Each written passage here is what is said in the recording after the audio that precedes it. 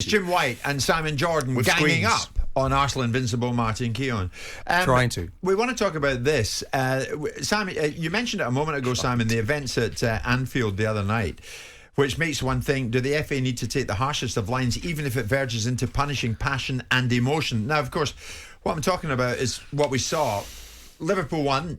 Carvalho got the late winner. Liverpool and Newcastle could face FA punishment for failing to control their players and staff in pretty chaotic scenes when both dugouts kind of flared up at each other after the winning goal. The Newcastle defender Fabian Schär, a substitute in the night, had to be restrained and a water bottle was thrown by a member of Newcastle staff. The Liverpool goalkeeping coach, John Achterberg, was seen giving the V sign to the Liverpool fitness coach, Andreas Kornmeier, who was also caught on camera sarcastically waving at the Newcastle staff during the incident. Also saw a policeman having to stand between the two technical areas. It's not a good look, is it, Martin? No. And it's one of those, I think, with Jurgen Klopp, obviously both benches are guilty, and both of them are trying to create this emotion, this togetherness. And it's interesting, the managers weren't actually there, but then they do control that atmosphere, those benches, and they just need to keep a lid. I do feel the FA will probably step in. We can't have this every game, but it's such a late winner, Jim. Can you just press a button and say, right, okay, we're not going to be emotional now just when we score a last-minute goal? These are sort of a human reaction, but you have to have certain levels and respect.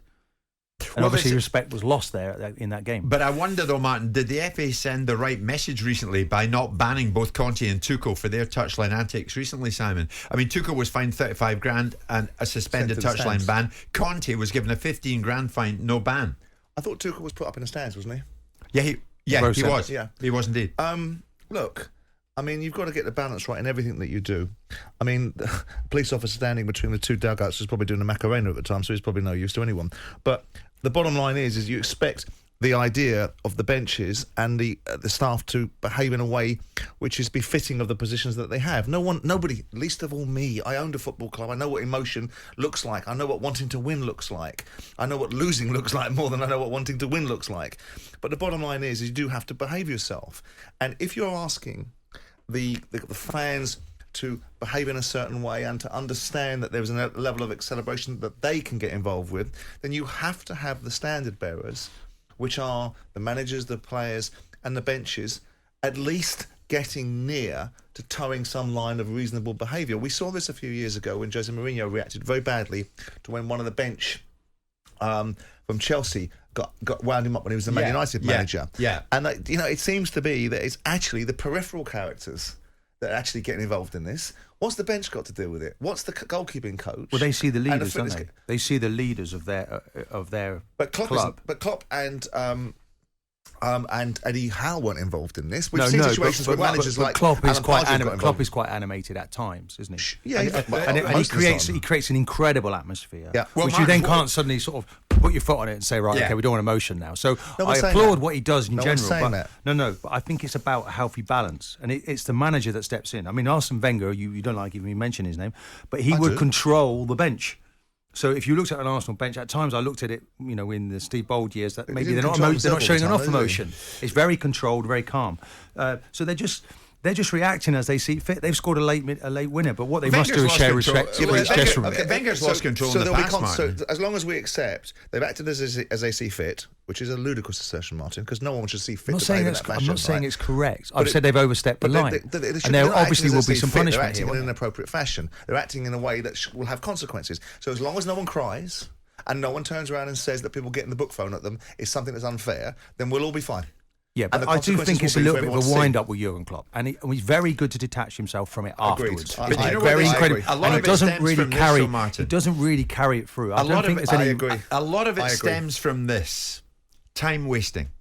Now, the other night, what incensed some of the Liverpool fans and some of the Liverpool bench was this perceived time wasting by Newcastle, and this is going on, and nothing is being done about it. It's not going on just in this game. It's going on in many other games. I mean, I mentioned I was at Fulham Brighton the other night. 6 minutes added time at the end. But the ball was hardly in play in those 6 minutes. Liverpool-Newcastle, over the 90 minutes, The ball was in play for 58 minutes and 42 seconds. Is it any wonder the Liverpool bench was flaring up about perceived time wasting? Okay, but we look through football, we look at the situation with people take liberties. Salah goes over like he's been shot sometimes from platoon. There is all aspects of the game that can bring out frustrations in other people. Time wasting, simulation, people play acting, players buying fouls and getting themselves in situations they shouldn't be right, Sam, and all that is part of the game, right? Yeah. So does that mean that one offence is more justified for an emotional outburst than another? No, it doesn't. But They've worked hard. They've worked really hard to put this right. This time wasting thing is now bad. For years, it's been called game management, isn't it? Just being professional. Yeah. I watched Jesse Marsh, Pickford taking forever to take goal kicks, and a really good game management from Everton. But Jesse Marsh is pointing continuously at his watch in the referee's face. And he's right to do that. The fans are doing the same, and then it's trying to create.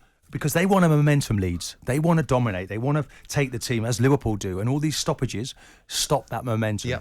And that's what we probably saw at Newcastle, Liverpool. A build-up of this, a tension. And then in the end, ironically, it was in that stoppage time, the 98th minute, when they score the winner. So they almost feel like vindicated then, okay, guys, you want to do that? We've beaten you in your time that you created. I feel, if I was a player playing right now, still out there, and a referee was going to give me extra time, I'm saying, no, don't give me extra time. Just book the player that's taking forever. If it's a goalkeeper, I'll tell you what, send him off. Send him off. Agreed. Let's give him 2 bookings. Let's send him off and let's see how many more times the goalkeeper's going to do it. Absolutely right. They wanted to get rid of the dissent. They got rid of it. They wanted people stand 10 yards. They spray a line. You want to get rid of something. Do what it takes to get rid of it. Simon is also as well. If you're a referee and there's lots of things going on, you're looking at battles emerging. You're looking at problems in a player. Shall I book him? Shouldn't I? Too much to think about. We need a timekeeper on the side. Let's have a timekeeper on the side. No. It's the referee who determines how many minutes they're added to a game, as far as I'm aware. Not so from the full official, not help from the full official. Let's have a timekeeper that says, right, right, okay, man. bang, let's just do it. 6-7 minutes, off we go from there. And if anyone's taking the mickey on the pitch, you have the jurisdiction to send the player off. Yeah, Martin, I think you're absolutely spot on. It goes on almost in every game. Nottingham Forest, Tottenham. Time the ball wasn't played. 59 minutes. It is increasing, Jim, but though. We're getting some records now. And your now. beloved Arsenal are guilty of this. I mean, when they played Fulham, Arteta can I just ask threw the ball away. Well, can I just ask about the evolution of football then? So, because if we're going to highlight this as a problem, what's the journey it's been on? Because how diminished has the ball been in play over the last 30 years? How diminished is it in terms of comparatives to La Liga or Serie A? How diminished is it against international football? Is this not just football?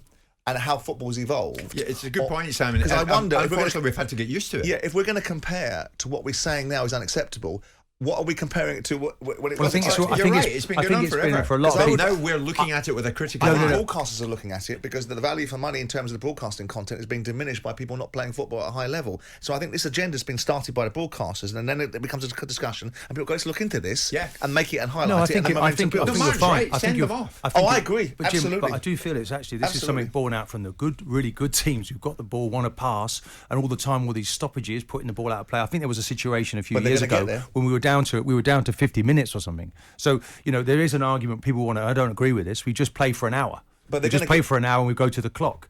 But, at the end of the day, I think we should be the 90 minutes, but we've got to create these restrictions. Goalkeepers are just taking the mickey out of the referees. They'll get there, and then I'm guaranteed they'll get there, and they'll start doing what you're saying, and I guarantee the Klopps of the world will start crying about it in terms of ridiculous sending offs, games being diminished by people, because there's one thing saying you want to get rid of this, there's another thing saying, right, okay, we want to get rid of it, this is what we're going to do, because we mean it now. Well, the first goalkeeper it happens to, they'll be moaning, won't they? They'll say, why us? Yeah, absolutely. I mean, it's damaging the product. It really is. And fans are upset by it. It's happened for years. It causes frustration everywhere, not least in the bench the other night when the two benches, Liverpool and Newcastle, flared at each other. It just exploded. Yeah, it did explode. So I'm with you on that, Martin. Referees, dig deep. Instead of yellow, bring out a red. That'll stop it. Jim White and Simon Jordan. Monday to Friday mornings from 10 on AM, on DAB, via the talkSPORT app and on your smart speaker. talkSPORT.